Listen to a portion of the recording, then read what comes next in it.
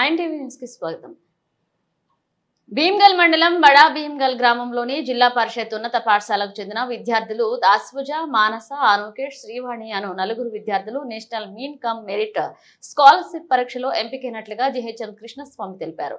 ఇట్టి విద్యార్థులకు మండల ఎంపీఓ సన్మానించి విజయకాంక్షతో చదవాలని వారు సూచించారు. అలాగే పాఠశాలలకు ప్రయోగ పరిష్కారాలు విరాళంగా ఇచ్చిన ఏనుగు దయానంద్ రెడ్డి సోదరి ప్రాథమిక పాఠశాల హెచ్ఎం శ్రీమతి నీలారాణిని కూడా సన్మానించారు. ఇట్టి కార్యక్రమంలో Valli village secretary Gangadhar, NMMS nodal officer ఎన్ను శ్రీధర్, ఉపాధ్యాయులు విజయ్, శ్రీనివాస్, శ్యామ్, మంజుల, సుజాత, శ్రీధర్, రవీందర్, మనోహర్, సందీప్, సోని పాల్గొని విద్యార్థులను అభినందించారు. క్లోజ్ విలువైనటువంటి సైన్స్ మెటీరియల్ ఇచ్చారు కాబట్టి ఈ సందర్భంగా మేడం గారిని కూడా సన్మానించాల్సి పీటు మేడం మేడం మా సంతోషానికి సెక్రటరీ గారికి అదేవిధంగా విద్యార్థులకు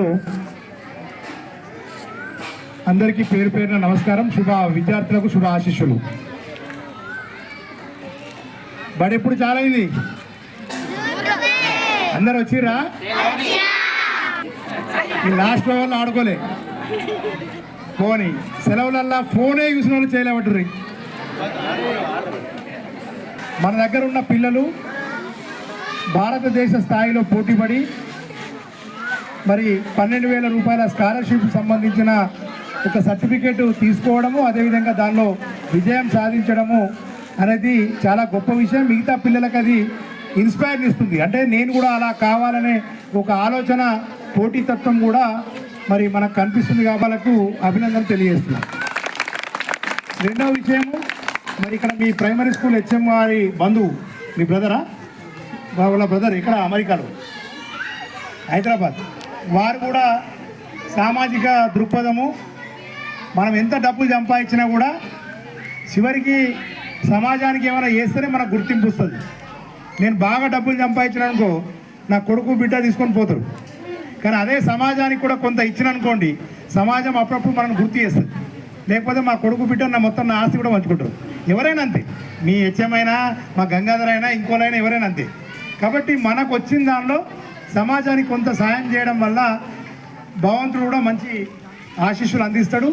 మరి ముఖ్యంగా మీ పాఠశాల పరిధిలో ఈ హెచ్ఎం గారు ఉండడము, ఇక్కడికి ఈ సైన్స్ మెటీరియల్ తెప్పించడము నిజంగా కూడా వారి గొప్ప హృదయానికి మరి మనము హ్యాట్సాఫ్ చెప్తూ వారికి ప్రత్యేకంగా మనందరితో గట్టిగా చెప్పడంతో కృతజ్ఞతలు తెలియజేస్తూ కోరుతున్నాం.